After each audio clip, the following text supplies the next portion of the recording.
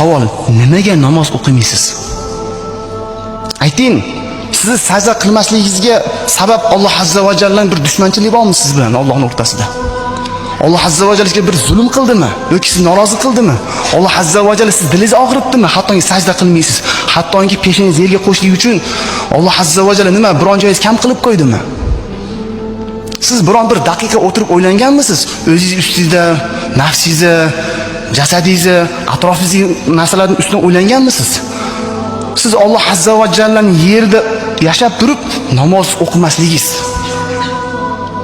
Sizni Alloh yaratgan bo'lsa, qanday qilib shu soatga namoz o'qimaysiz? Sizga farzand bergan bo'lsa, sizni sog' omon qilgan bo'lsa, sizga og'risangiz shifo bersa, rizqingizni bersa, umringizni bersa, qanday qilib shu zotga peshinangizni yerga qo'yishlikdan bosh tortasiz?